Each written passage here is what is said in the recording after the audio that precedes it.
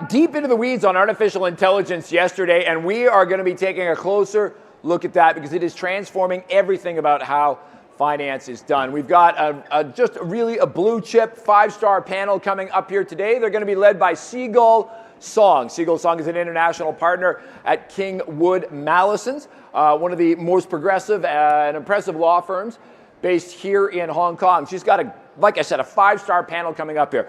First up, one of Hong Kong's digital banks, Livi Bank, has sent Gary Lam to join us today, where he is the Chief Technology Officer. We've got Wendy Wang. Wendy Wang is the Global Chief Information Officer for HSBC's Global Banking. We've got Jan Metzger. Jan Metzger is the head of investment banking, Asia Pacific for Citi, making the big decisions about where the big money goes. We've got Fred Sheu, the National Technology Officer for Microsoft. Again, this is blue chip. And making a return to the stage, we have Nikhil, Rathi, who is the Chief Executive of the Financial Conduct Authority of the United Kingdom, responsible for all the finance in Britain. Ladies and gentlemen, get ready for your 5-star panel. We're talking AI here at Hong Kong FinTech Week. Seagull Song, fly on in. Here we go.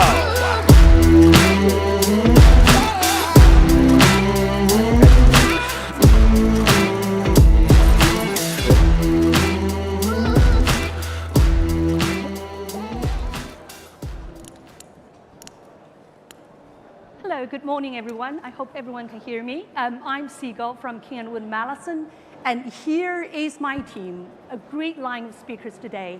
And today we're going to talk about the future, artificial intelligence. So thanks, Andrew, for having a great introduction of us. So I will not go into details.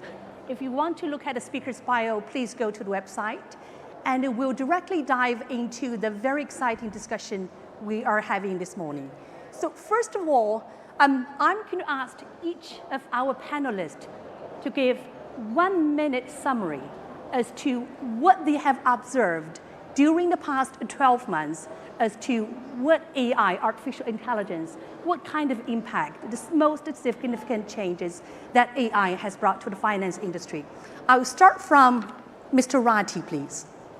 Well, thank you, Seagull. I think over the last 12 months, we've seen a dramatic shift in global interest in AI, particularly political interest, and the desire to invest both in the official sector and the private sector in understanding the risks and collaborating across borders. We are identifying that AI is borderless, it may surpass human understanding and human intelligence, and therefore as a system, we need to get our act together. And in the UK this week, there's been the Global AI Safety Summit with a very powerful declaration coming out from 28 countries.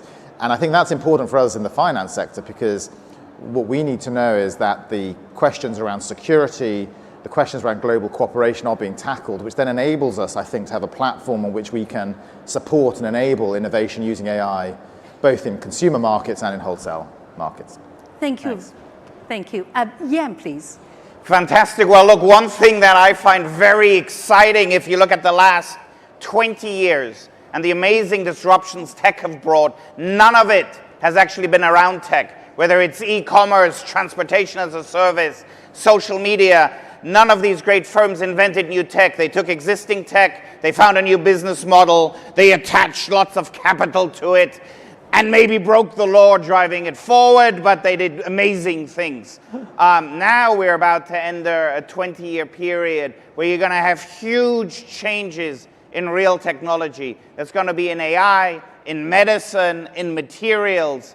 So if we think the last 20 years have been amazing, they are a mere taster of a huge acceleration that we are right at the start of today. So that's something which is going to be interesting, fun, and potentially terrifying. Thank you, Yan. You probably have noticed Yan's passion to science. I mean, although he's in investment banking right now, but his major was really from computer programming from Cambridge. That explains his passion, excitement about tech. Wendy, please. Hi, everyone. I would say, actually, to Yan's point, this AI trend has been just dropping like a storm, right? No other technology, has been adopted so fast. Within the last 4 or 5 months, There's so many experimenting, so many people really, doing things. At HSBC alone, we have 1,000 test cases that actually using this one is very self-initiated. So a lot of the cases, on customer experience, process engineering, workspace, and other things. So it's just, widespread, phenomenal, kind of adoption rate. Thank you so much, Wendy, for the insight. Gary, what about you? Yeah, thank you. John sounds like one of our very passionate business owner, right? As Livi Bank, we are a virtual bank in Hong Kong, right? So we are digital native by default, so everything straight through robotics and everything. We cannot see our customers, so we will use AI to bridge the gaps, right?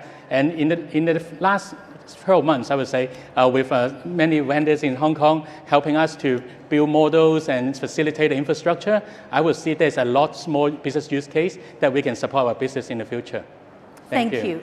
Fred. Yeah, oh, thanks, by the way, Nikhil. Fred is from Microsoft, who work with OpenAI, and he in the following 20 minutes he's going to introduce to us some of the new things that OpenAI Microsoft had started. But now only 1 minute, Fred. Yeah, I need an hour to talk about the partnership. But I think for the last 12 months or so, I've seen AI been using in the finance industry for a long time. I think you've been using AI machine learning for like AML, red hat, like CFT, all this kind of thing.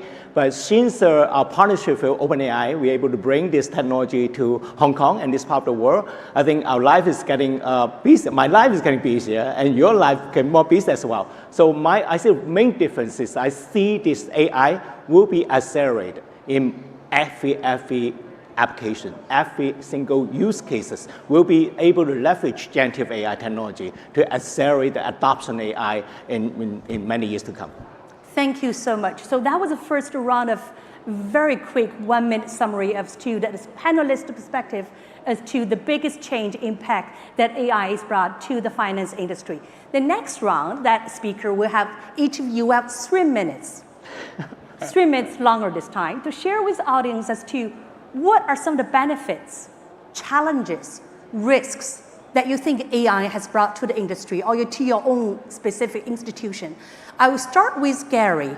In the prep call, we talked about one of the main challenge was really fraud, right? Financial fraud. For example, deep fake. The new AI technology could swap your face, change the voice, use AI voice to just imitate you, right? So how do we do the voice recognition in the future to prevent AI finance fraud? Yeah. When I hear what John mentioned about 20 years ago, we built software to support our business. When AI come in, I kind of imagine back to the time that when Excel come out, when all the business start crunching their VBA scripts, right? And now AI come out, business I want to do some prompt, I want to do some micro models that they want to build. When this technology is so easy to adopt by our consumer, our user now, I would see there's a lot of analytics they can do by themselves. For example, when we look into the fraud system, we may have lots of alerts, millions lines of kind of informations that in the past, you may imagine there will be a software life cycle that you need to raise the requirements, you need to do some data crunching, and then you need to build a software to get back to the users. But now, as a virtual bank as well, we can almost like see it real time. And then when we see it real time, we can respond and we can change the rules, and we can try to use in the protection of our customer angle to how to fight the fraud together. Yeah, especially in the recent days, you can see there's a lot of deepfake technology that because we cannot see our customers, everything used by facial recognition technologies. How can we fish out those bad guy from the good one, right? And how can we issue our lending, our money to the right applicants, but not the fraudsters? So we use a lot of data, and when data come to play, manpower come to play. When AI comes in, we can dramatically slow down their efforts. So that is what I see. Right now, we are digital native, and moving forward, my vision is go for more AI native for the entire firm. Yeah, thank you. Thank you, Gary. Wendy, so now it's your turn. In the call that we briefly talked about, one of the concerns that was transparency. So for example, how AI is going to work with humans in some of those very important decisions. For example, when I am applying, for example, a home loan, or a car loan, will the AI just make decisions as to am I eligible or not based on the track records, my credit records, or some of the other data it's collecting? There are concerns inherent with AI, algorithm risk, discrimination against gender, ethnic groups. So how do you think it's going to work when it comes to transparency and also mitigate some of those discrimination risks associated with AI application in the finance industry? Yeah, Wendy. So I would say, well, while the world is passionately adopting Gen AI, one very important topic is about the responsible use of AI, right? So that is, on everybody's mind to do that. So I would say a few areas that, as we're exploring this technology, we're also putting in frameworks and governance to really, making sure that we're using this responsibly. So firstly, be very conscious about the information and the data we are using, whether it's public or private, whether we have the right to do those kind of things, right? So that's a conscious, thinking through that process. Then actually, to Gary's point, the AI actually can process a huge amount of information that humans cannot, right? So therefore, it gives us, much better access to some of the information, the decision, and things like that. However, at this point in time, we're not using AI only to do the judgmental, decisioning making. We are carefully looking at how the decision has been arrived. Are they the right outcome? How do we actually constantly tuning it and have a framework to review and approve those models? But I think part of that is also actually through that process, because the Gen AI capability with the new technologies being developed, it actually gives us to point to say where the information was obtained, how the decision was being made, whether the human beings accept or decline that decision and then make the tuning better, and then we can actually track those records of all the chains of the decision making, as well as the tuning of the model and going forward. So actually, comparing to everything's done by human beings, not everything tends to be fully documented. So if we're careful, we can actually make this transparency and traceability better using the latest technology and Gen AI capabilities. Thank you, Wendy. That was very thoughtful. So, Yan, it's your turn. I mean, one big question that probably everyone has in mind is, well, apparently we will enjoy the convenience that AI has brought to our lives. But what about our jobs? Are AI going to steal our jobs? Are we going to lose our jobs? And I understand that both you yourself and also your institution has an emphasis and a focus on this workplace thing. What is your view on that? Sure, I'll talk you all through a few quick thoughts. The first one is, if you look at many industries today, whether that's professional services or many kinds of manufacturing, most humans today, but in particular bankers, spend 80% of their time processing stuff and 20% of their time thinking. That's going to inverse with AI. You're going to spend 20% of your time telling the AI what to process, and then you're going to spend 80% of your time thinking. So you have to hope that you have some smart thoughts, because you're going to have to compete much more with thought rather than processing. What that's going to mean is also going to change the way we learn. You're going to have to learn much more about learning. In fact, there is some Citi research out there that estimates that anybody who's in high school today will have 6 careers, of which 4 have not yet been invented. And that actually brings me to the final point I wanted to make on this in this short time, which is today within humans, and maybe I take medicine as an example, we prize technical knowledge very highly. Doctors spend a huge amount of time, 8+ years, acquiring technical knowledge, and then they're also told empathy also matters, and it's part of being a great doctor. That will switch. The AI will have all the knowledge, and you as a doctor will be much more judged whether she or he can give empathy. So emotional intelligence and empathy as a core human trait will actually go up in importance. And the final thing I will say, and I guess this is from some of the doomsday sayers with AI. So they were all saying, be nice to the AI, because the AI may be in charge in 20 years, and it will remember who was nice to it. So if you're pounding away with a large language model, ask the questions politely.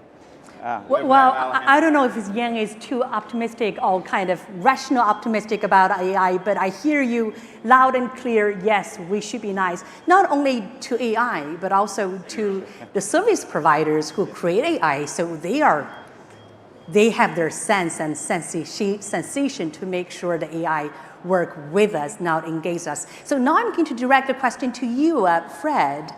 So you're from Microsoft, which is very closely working with OpenAI, and you shared with us earlier that some of the new programs that OpenAI has recently launched. And also, what is the perspective from the service provider, AI service provider? Yeah, I think first and foremost, I think our role is to really bring the latest, greatest technology to the world, right? Especially this part of the world. So people can leverage this generative AI or OpenAI models to help them to do their work. So when we actually announced this first phase of partnership in January, we're able to bring all this large language model on our platform. So the way we leverage that, first of all, we infuse this model into our own product. For example, Microsoft 365 Word, Excel, PowerPoint. The good news, since like 2 days ago, we actually make it generally available. We call our product called Copilot. So Microsoft 365 Copilot can help you to do a lot of work. For example, how we read your email faster, how we do your PowerPoint Word faster. So the formula that Yang talked about, 80-20%. So a lot of people have a lot of digital debt. How many unread email you have? I have 1,000, you probably 2,000. So these tools can help you to clean up all this digital debt and spend more time on creativity work. So this is actually one way. We actually infuse this technology in our own product. We also bring this model to help our developers, like a bank. You have a lot of developers. You want to leverage this technology to associate with other product you want to do. So it's the OpenAI models, right? So our role is to explain and help our customer understand this model, not just customer, not just finance industry customer, but also regulators, the government, understand the impact and how it works, and how to apply responsible AI model, our ethical model, to use this technology in a responsible manner. So finally, if people are still afraid of this technology, for example, if I have a document or image generated from this AI, who owns the IP? Who has the copyright? Because of that, they might not want to touch this technology. That's why we actually introduced another program we call AI Customer Commitment, and actually that program is a Copilot Customer Commitment. I need to read it carefully because there are a lot of legal people here. So what that commitment means is if a third party sues a commercial customer, yourself, for copyright infringement for using Microsoft Copilot, or the output they generate, we will defend the customer and pay for the amount of any adverse judgment and settlement that result from that lawsuits. Okay, so this is actually our commitment. Also, there's some fine print as well. Anyway, so this is our role to bring the technology here, use the technology into our product, or allow our customer to use this product, onboard this product, and also help our customer to deploy and use this technology in a responsible manner and defend them for any lawsuit generated from our product. So that's Thank you very much. So Fred just mentioned the indemnity clause that Microsoft and also Google launched. Because there's IP risk associated with using AI products. For example, when AI is during the process of training AI, we have to use lots of works and data. Some of the works are copyrighted works, so there's inherent IP copyright risk associated with training AI. That's why Google and Microsoft, along with other AI service providers, have basically said, we will indemnify you, defend the user if you have concerns or you're facing litigation down the road. So coming to you, Mr. Rathi, this has been a very exciting week. We know over the weekend, President Biden announced the new executive order for safe, secure, and trustworthy AI. And for the past 2 days ago, the declaration was signed by 28 countries, including not only UK, EU, but also United States and China. And then your prime minister was the first hosting prime minister and also country for the first global AI summit. So what is your perspective? UK perspective. What is your view on international collaboration? Whatever. Please, Mr. Rathi. Sure. Well, I like Jan's call for us to be nice. As regulators, we're always nice. I'm sure you agree, Jan. But I think you're quite right to point out the AI Safety Summit, the first global summit that's been taking place in the UK over the last 2 days, is an incredibly significant event. And it's very powerful that a declaration was secured and fronted by, as you said, US, UK, EU, China, and 24 other countries, collaborating not only on the benefits, but also on the risks of frontier AI and recognizing that this is going to need global collaboration.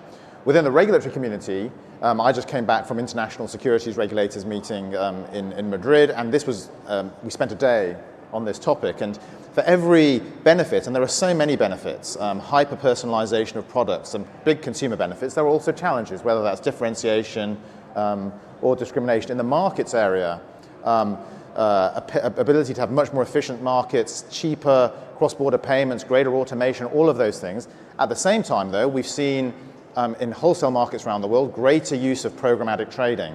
The ability for herding to happen if you have a number of these highly powered computers coordinating trading, potential increase in flash crashes as they operate across board and across markets. So we have to think about this as regulators. How do we, from a market integrity perspective, manage this so that markets stay safe and clean? That can only happen with international collaboration.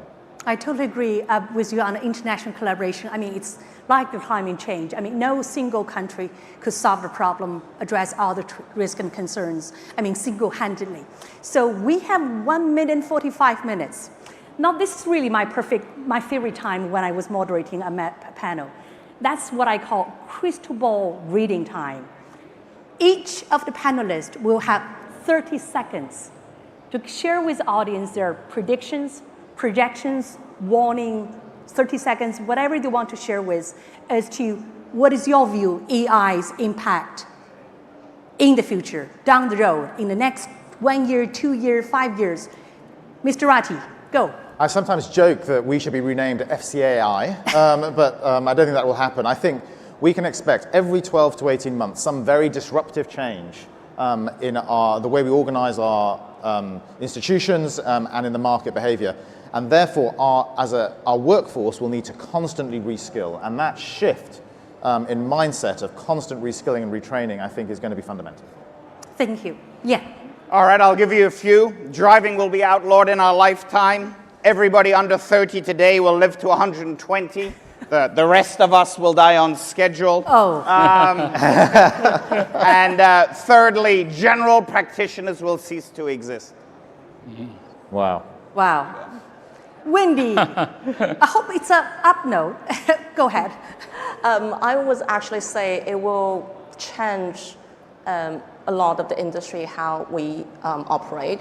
And I think new ecosystems will be formed because of this. Yeah. Okay, thanks. Gary. For me, we are builders, we are technologists. So I don't have a crystal ball, I'm more call for help. In Hong Kong, we are lucky enough in this jurisdiction, we have CDI, we have open banking. Algorithm-wise, we have. People-wise, we have. But data, I'm more call for the collaboration with many of you here in the future. Thank you, Fred. Yeah, don't get too scared that AI will replace your jobs. AI actually will help you to do your job better. Treat it like your co-pilot, not an autopilot. So don't get scared. So be friendly with your co-pilot. Thank you so much. Let's give a round of applause to all the speakers today for our session. Thank you.